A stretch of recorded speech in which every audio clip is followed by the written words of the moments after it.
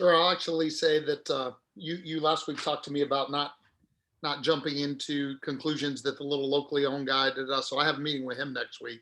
I Good. got I got through some gatekeepers and I got a meeting with him next week for that theater. And I was in the research. I was noticing they do rent out for events, so I'm thinking about using that as like just really so that I can get the permission to be in there and do the other. Oh yeah, yeah. Think about that being part of it. I also wanted So, to say, you might note during COVID, essentially and even the big national chains went to that, where a lot of people were not wanting to go mixed with the entire world, but then they would rent the theater, and a lot of them, like my son's birthday party last 3 years has been at Alamo Draft House. So however many he had, 4 kids or 15 kids, they all show up and they watch whatever movie they did this ended up. This one was funny because it was a bunch of 13-year-old boys watching Weird Science.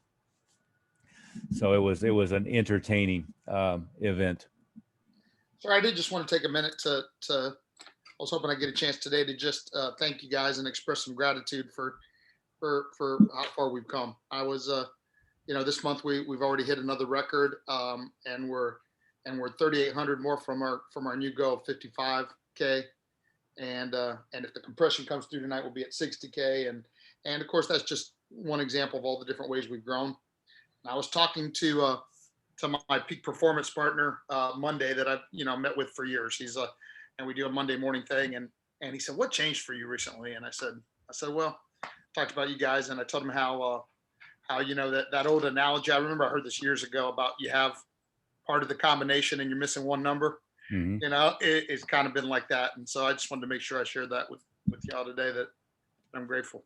Well, we always appreciate that, Stephen. That's great. Do me a favor. What are if you were to go through, and it's been about a year, if you were to go through what you think are the maybe the 10 biggest drivers of a dramatic increase? Because if I remember correctly, a year ago you were doing about 17,000. Of course, that was down in the pandemic. But what has changed?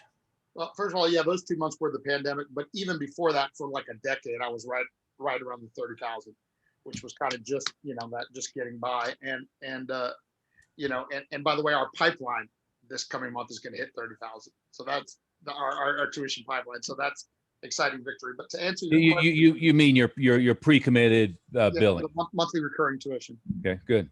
Is so that's really exciting. When I remember when we started with you, we kind of said that we said, "Wow, how cool will it be when we can get our monthly recurring tuition to be what we make now?" Yeah. And so that's happening. But I would say so the first thing, of course, was getting the guts to raise the prices and stuff. Mm-hmm. I would say the second thing is, and I'm going to use the ACDC model a little bit that I use with my guys here now. In the attraction, of course, a lot of the marketing stuff is so different. And Mm-hmm. quite frankly, it kind of ties to the discussion we always have about mindset, because I would never have believed that I should spend the money that I've been spending on marketing. But of course, the ROI has been 100% there. So I learned that from you. Right. But and then the in the conversions, the sales process, the character worksheets, and like just showing all the different ways that you've shown us to show more value has really helped with the conversion piece.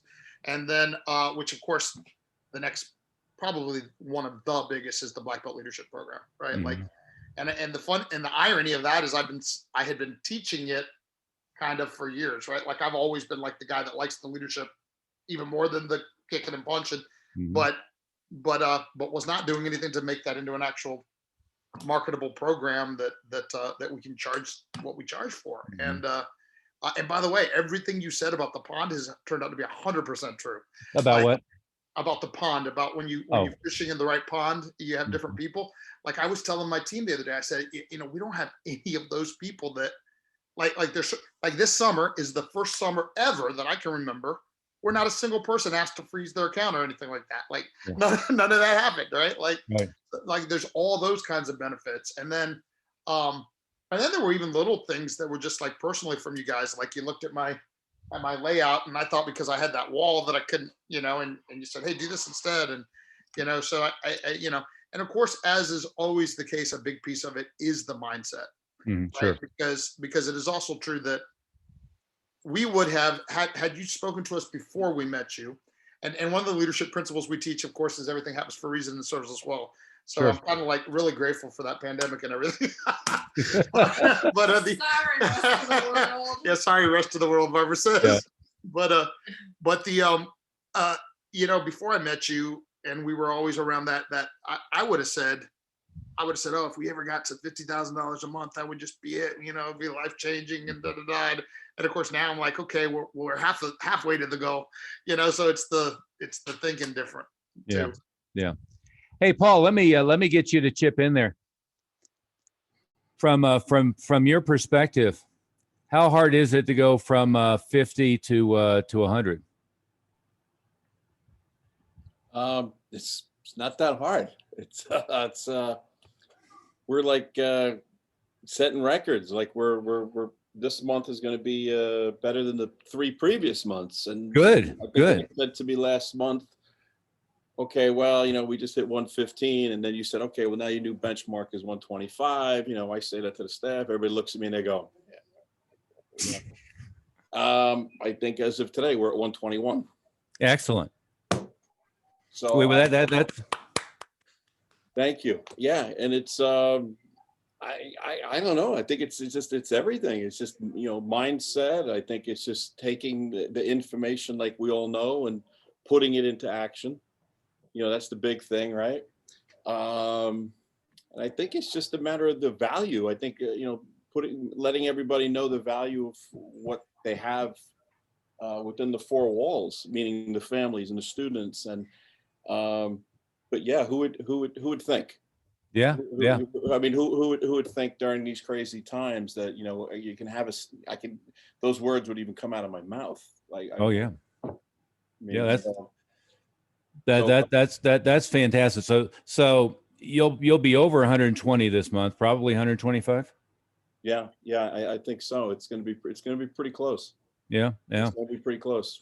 Jan, we're still getting it in. We're still getting it in right now. But I mean, my guys still have people to close up. Yeah. Which is so it's not like, okay, well, we're here, but I still have to finish my conversation with Mrs. Smith on this day, this week. I mean, this one's coming. So, I mean, it's just a matter of tying up loose ends, but I mean, yeah, it's real. It's real. So this will be the 4th record month this year? Correct. Wow. Yeah. Congratulations. Correct. Congratulations. Thank you. Well, again, I'll echo what Stephen just said. Yeah. I mean, I gotta show gratitude, gotta humbly bow to everybody. Thank you. I mean, it's success leaves clues, right? Yeah, absolutely. And like you said, the biggest thing, and Jan, I was going to pull you into the conversation. I remember, Jan, us having a conversation when you were at about 45,000, without an expectation that there was much to go from there. Right. And now you're in 115, 120,000 months, right? And I make sure I don't misstate that, but what have the last few months been like? You're muted. Yes, we're averaging what our goal is, which is like 115 a month. So yeah, and I was speaking to a man that was looking at joining. I think he actually joined your organization. I've spoke with him a few times now, and he reminds me so much of myself because he can't envision the idea of ever charging $250 a month, and he can't envision the idea of making 50,000 a month. And I remember when I used to I do this finger tapping that Tony Robbins does, and I remember 50,000 a month, 50,000, and I was like not believing it. And you told me you have to see it between your head before it's going to happen. Right. And now it's just opened up my eyes for so much more. And it's sad when you see the people that are like I used to be, with that tunnel vision that it'll never happen unless they believe it can happen. So just what Steve said, I totally agree. Yeah. Well, and that's to me, the huge transformation. It was an eye opener for me is, and Jan, you remember this, I used to all day, 20 minutes or 30 minutes at a time, and shifting it to this format. And frankly, it was about the time that Zoom was released, because none of the other platforms ever worked for this, but shifting it to this format was a breakthrough. for everybody, because I was realizing for a number of years that as soon as I said to somebody that they could do it, what many were hearing is, well, maybe you could do it. I couldn't do it. It could be done in Denver. It can't be done in Boise, Idaho. It can't be done in, Brick, New Jersey, whatever it might be. Yeah, I mean, you're like Tony Robbins rolled up with Zig Ziglar. I could never have that person. I mean, whatever the excuses were, I know with my own schools, I used to do the turnaround. So I would jump in and whatever my worst case school was, I'd pull it up to number one, and then pump it up from there and then turn it over to somebody else. And they would watch the numbers and say, well, that's you. I couldn't do that. And they'd have their list of excuses on why it was. That's when I started finding, that program director, he's going to turn it around, not me, because I already knew they had that,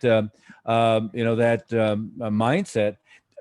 Matt Smith will tell you years ago, I said, well, you keep having conversations where you're telling them about all the numbers that you're doing at your school, but they all believe that it's you. They believe that it's because you're the world champion and because you're this and you're that, you have this resume, that it's you. As it can't be about the numbers you're doing, because they all hear, well, he can do it, good for him, and then the but is all kinds of crazy garbage that has nothing to do with anything.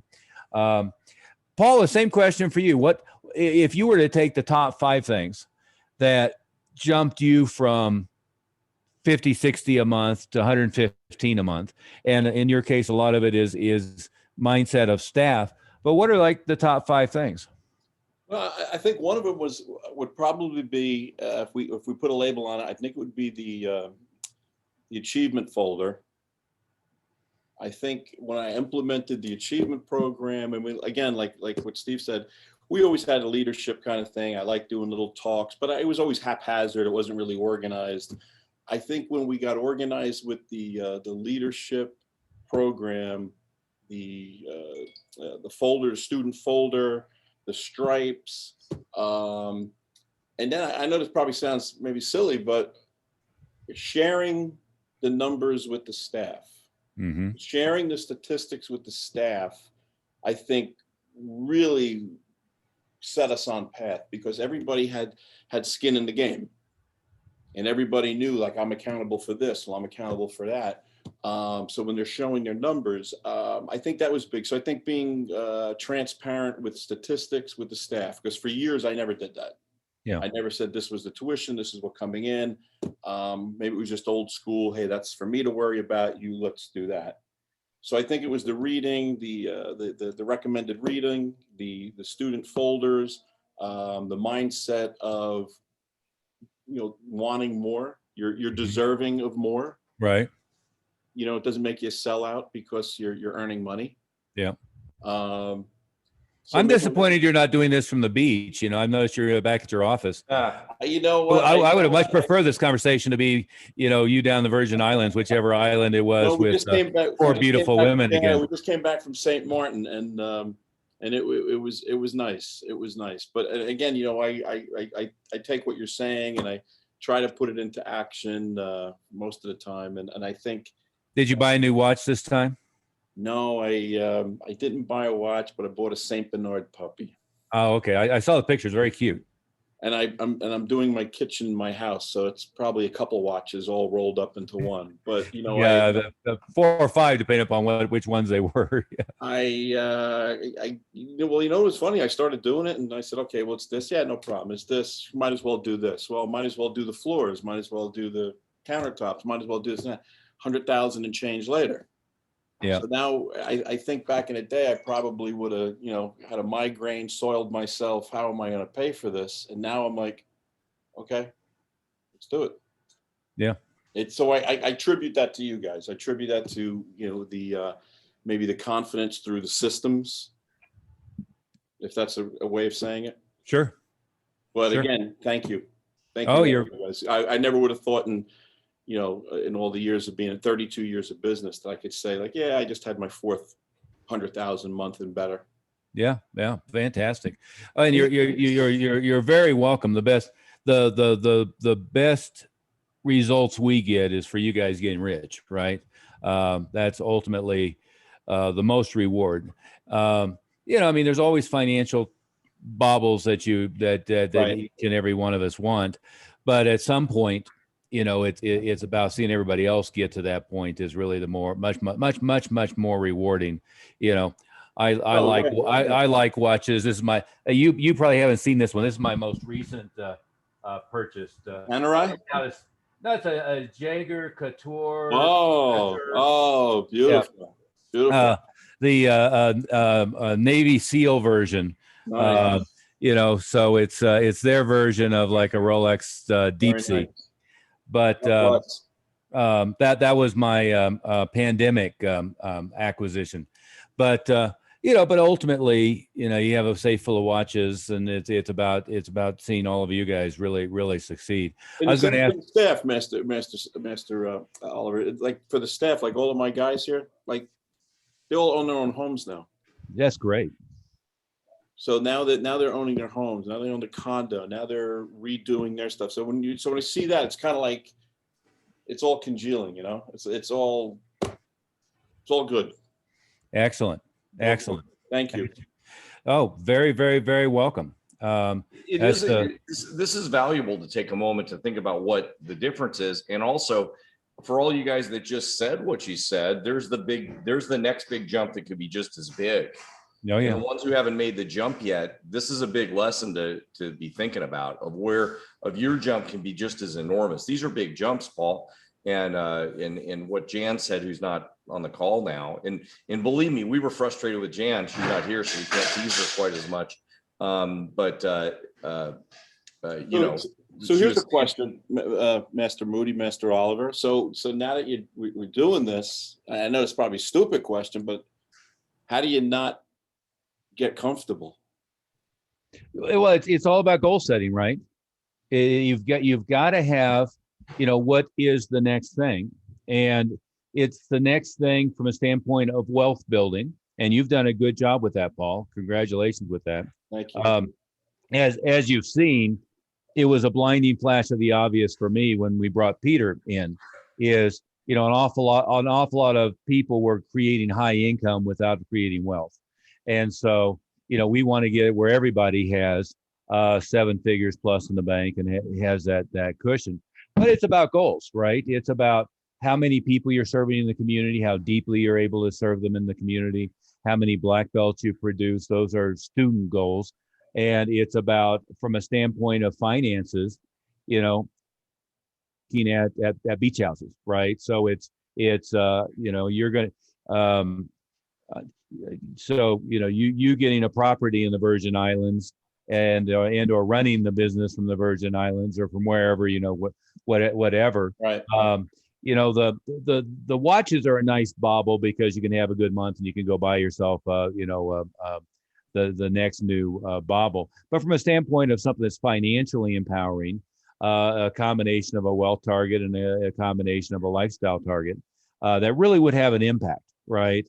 Whether you have 7 watches or 9 watches or 3 watches, it's, that wears off pretty quickly after you come back and flash the new panorama. Did I say that question right? Is that a valid question? I mean, like, it's absolutely a valid question. The worst place to get is the point at which you've achieved all the goals you were searching for, right? Right. And Stephen, you had mentioned recently in the discussion forum, you had watched that meeting that it was the multi-school, but it had just been me and Jan and I forget if it was Master Smith or Master Moody. But what we were talking about is going from 120 a month to $250,000 a month, if I recall correctly. But it's the exact same conversation, right? Is as excited as Stephen is to be at 50 and as excited as you are to be at 120, what if the goal ultimately was $250,000? And how, what's the impact on the staff? What's the impact on the students? What's the impact on your wealth goals? What's the impact on your lifestyle goals and so forth, right? And I think ultimately it's a combination of figuring out what the impact is on the lifestyle, more so than toys, right? Is what are you driving nowadays, Paul? Is it still that Mercedes? Yes.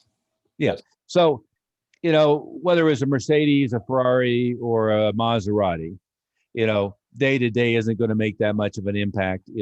I mean, hell, I've got a BMW and a Harley motorcycle, a Porsche Turbo, 650 iX convertible, and an X5 5.0 liter in the garage. And, I'm in lust for the Lamborghini SUV just because it's so ridiculous, but if I had, the day I bought that, it'd be really cool. 6 months later, it's no different than the X5, right? But really thinking in terms of, here's the long term, here's the wealth targets, here's the lifestyle targets, here's the way it's going to impact staff. And for you, an awful lot more enrichment is going to become, the staff has the Rolex and the staff has the car they want. The staff has $500,000 in the bank, right? Is in all likelihood going to give you a lot more rewards. Agreed. Yeah, definitely. Thank you. Yeah, absolutely. And so, by the way, Paul, we would expect you to do about 100,000 per school. That would be that'd be one of the block goals for you. And we're really not kidding about that. No, that really is, because you see Jan doing 100,000 in one school. That really is the thing. And when I say that, I notice a little bit of twitch in your face when I say that. And so that's what you got to get rid of. And that's that really is the lesson. That's how. No, I'm actually agreeing with you. That's why I'm probably smirking. And the way to not get comfortable is have people like us kind of get on you about those things too. That's the other simple answer. Is Yeah. Well, the worst place to be in life is having arrived. Yeah. Right. It's the striving that keeps it exciting, and the point at which you've arrived. And it's really no different. Your business is no different than, developing students. If you focus them 100% on getting to their first degree black belt, and there is no thing beyond that, and they're not renewed beyond that and so forth, a week after they receive their black belt, it's like, well, so what? Right. But if they're striving to second degree, third degree, ATA is really good at the, be the world champion, be, all the competition and stuff, but they've got to have the next new goal constantly. And it's got to be the same for the staff. The worst thing to do is for your staff to make more money than they've ever made before and plateau. Yes. So, Hey, Jan, I wanted to ask you that same question. If there's 4 or 5 things that made all the difference in getting you from, say, 45, because that's a plateau I remember, to 115, 120 now, what were they? The first thing was probably what I said before, my head, believing we could do it, had to believe we could do it. And then, because I wrote it down when you were asking him. Second thing, I think, was raising our rates, because that made all the difference. I mean, if you're doubling your rates, you're going to double what you bring in.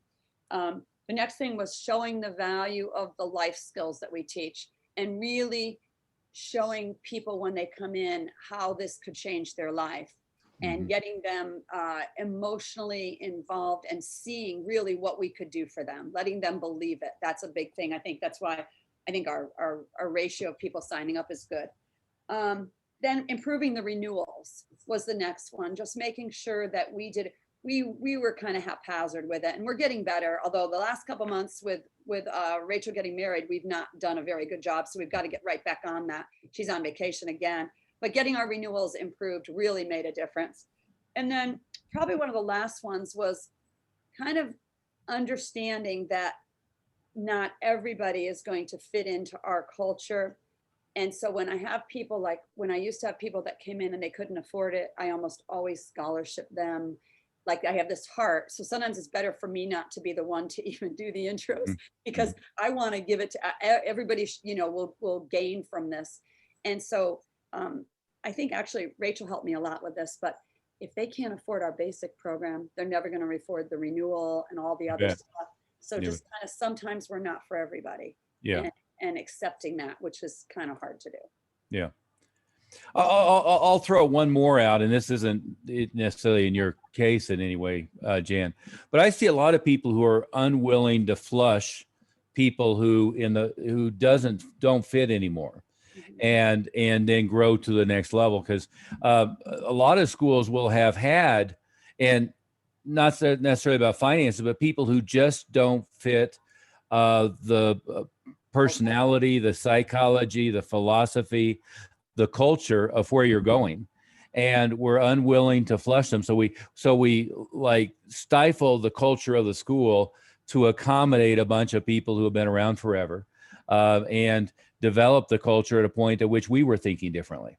It's so important to grow your staff, but flush the ones that don't grow, to grow your student body, but flush the ones that don't want to develop in the new direction, and know that that's okay, because it's okay that, some people just, like a different environment, and you can't be, the person for everybody. You know what else has been, I've learned, especially lately, I've been doing more of this, is delegating. Right. And letting go, because it's been my personality running the school. So last night I had one of my assistant program directors, who's only 16, enrolled 2 people, and I almost didn't let her do it because I could have done it, and it was killing me to let her do it. But she did it, 2 separate enrollments. And then I had another girl that we're training to do the front desk, and she's only 15, maybe, no, she's 16 now, and she got the appointment. I wasn't going to let her answer the phone because I don't want to let go. And I'm learning to let go and train others so I can get out of here more. Yeah. Well, it's exceedingly liberating once you learn how to do that. Yeah, that merits applause too, for everybody. But it's exceedingly liberating once you do it. And what's funny? The way I learned to do it is I just opened 5 schools and then 6 schools, and you don't have any choice, right? Because you just learn that they've got to be exceedingly well trained. And I learned very quickly, other than grand openings, I wasn't going to be able to impact the overall top line or bottom line, other than through other people. But it's very difficult when you're in an individual location to do that, right? I had to discipline on the turnarounds. I was always trying to discipline myself that I'm there teaching these staff members how to get it up, not just doing it myself. Although a lot of times I did it myself to model, and because my closing rates were higher, but I would do it myself to model and then gradually turn it over to them. That's great. I want to add to your point. I noticed that I've been trying to talk to a lot of these black belts that we just got to do these BBL programs, and it's funny because they're used to paying an older price that they don't quite see the value, although it's been changed, and so it's flushing them out. And I'm okay with it, it's because we're starting a new leaf, but it really gives you a sense of perspective when you can just say, all right, let them go, because they don't believe in the value. One of the parents are like, oh, I don't like that direction that you're going into, and I'm like, okay, well, I can't change that guy's mind. Yeah. And, but it is freeing to know that. And I also wanted to mention to you that Grandmaster Smith and I, for goal setting purposes, I actually took him to a house in Coronado, and I said, this is the kind of house that I want to buy in the future. And it was really cool. And so anyways, very appreciative of you guys. And he was saying something about making $1 million school hopefully by December, which Good. From last year, December, we were, probably making like, I don't know, 30 grand. So talk about a turnaround. That'll be amazing. Oh, absolutely. So thanks to you guys. Coronado is a beautiful place. That's one of my favorite places in the world. If anybody hasn't been to Coronado, you got to go to Coronado. I always tell people, Sal, I would have been other than Denver, because I like Denver and specifically the mountains, but San Diego and specifically Coronado, and/or Seattle. Now Seattle has kind of lost its mind a little bit recently, so let's just say Pacific Northwest.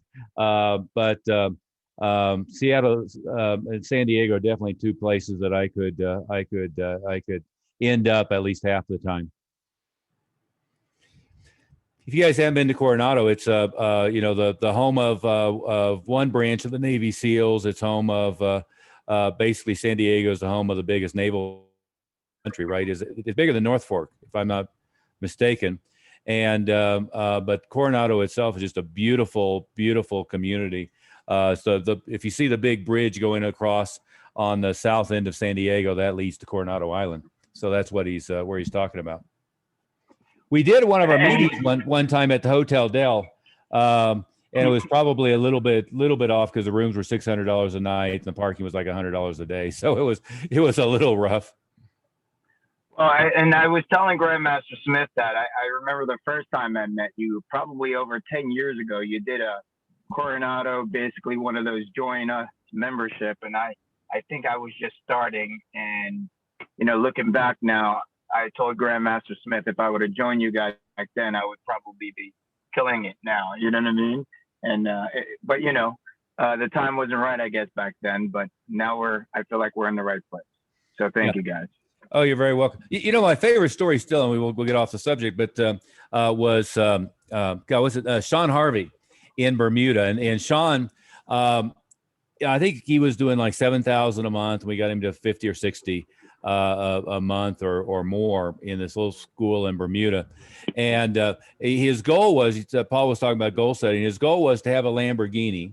But what good does it do to have a Lamborghini in Bermuda? So the goal had to be have a penthouse condo in Miami so he could keep the Lamborghini in Miami so he could go from Bermuda to Miami. Because, they basically have mopeds and they have, little Kias, that drive on the wrong side of the road in Bermuda.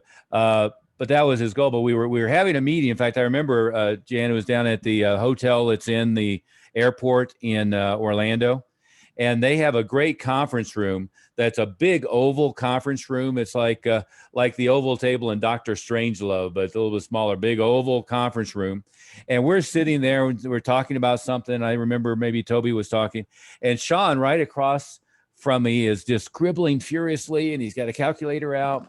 And he goes like this, and goes, "Oh, my God," out loud. And everybody stops, like, "Okay, Sean, what the hell are you doing?"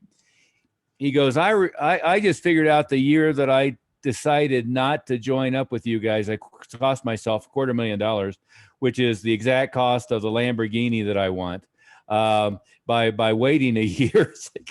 But it was just one of these, like, shouting out loud, "Oh my God, I can't believe how stupid I was." Not think, how sometimes you say it out loud, realize it in the middle of the meeting. We were on some otherwise serious topic. Everybody starts laughing. Remember that, Bob, you were there, weren't you, for that one? Yes, sir. Yeah. Somewhere we have that on video. We should get that video out because it was hysterical. That'd be great. Yeah. Well, anyway, this has been great. Any last point that anybody needs to cover before we call it a day? I'll point out that we're not going to be doing meetings next week with the July 4th holiday, and we will be on Thursday. I do believe we're full steam ahead on the Annapolis, where we've got the tour lined up. They're going to do the, and we've got our extra tour guide here, Sal, and we may have Captain Cal, Sal, so you guys can meet at the reunion, then meet the following week, because if I understand correctly, he's still stationed at the Pentagon.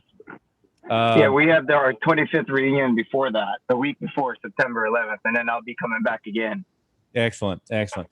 You should just stay out there for the week. Yes, sir. I would like to do that.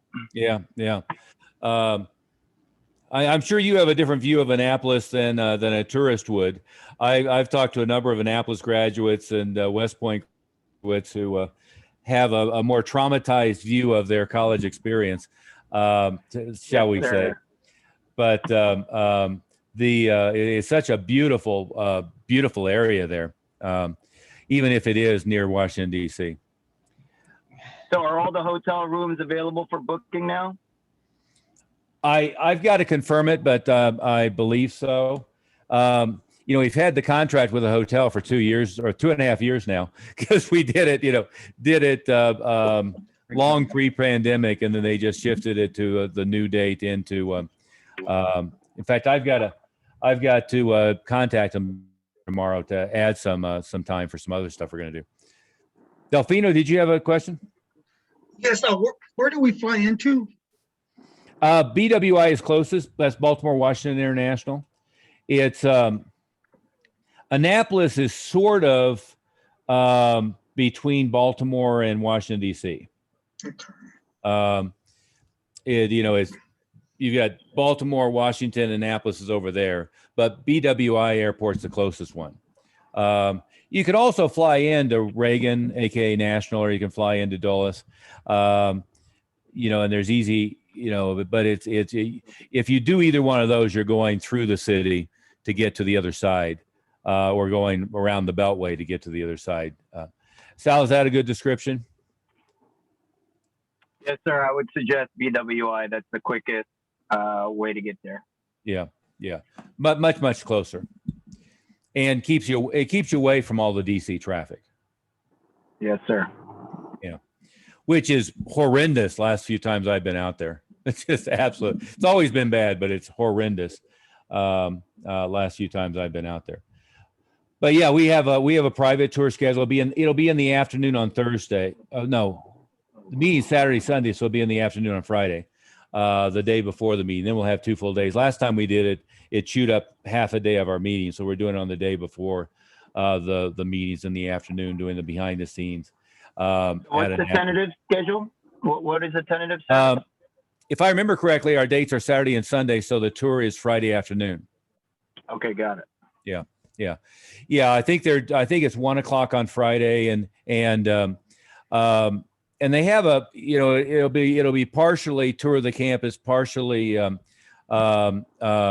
them doing an overview in the auditorium of the leadership processes at Annapolis, and then we're going to make you work really hard and make Commander Cal work really hard. Last time it worked out extremely well because I think it's called the Field House, that beautiful big oval building. We were in the Field House. We had chairs set up upstairs, and we worked with Commander Cal for like an hour on the leadership development processes at Annapolis. And we had also, if you guys don't know, we had gone to the diving and demolition school when he was, what's the right word for that? He was in charge of, what's the Navy term? He was commanding. He's a commanding officer. Right. Yeah, he was commanding officer of that in Panama City, and that was an interesting one because it was pulling teeth to get people to go, and to me it was the absolutely most fascinating one we did, because we got the tour of the base, what their processes were, what their problems were with the students coming in, what the opportunities were, what they had to do, and then I got totally humiliated and had my machismo destroyed by listening to Commander Cal for 30 minutes over lunch describe his career. And 50 years in martial arts, and I felt like a complete wimp compared to swimming in Vietnam in the water, what do you call it, disarming the mines, magnetic mines, and his time in Iraq. I was like, oh my God. I'm about to pee my pants just listening to these stories. This is just unbelievable. And for those who haven't met him yet, he's this slender little Vietnamese guy that in civilian clothes at least is completely unassuming, and some of the things he's done in his career just would terrify any sane human being. Is that a fair description, Sal? Yes, sir. Yeah. Yes, sir. Yeah. Okay. On that note, we'll call it a day. If you can make it with us Thursday, great. If not, see you in a week or so. And just keep your eyes open for live events. I think there's a lot of stuff that's come back much more quickly. Well, way less quickly than I expected a year ago, and maybe way more quickly than I expected last month. So it seems like people are, in fact, over this crap and ready to go, except for Seattle. They're all still terrified. But other than that, I think we're good to go. Thanks, guys. Sounds good. Thank you, sir. Thank you.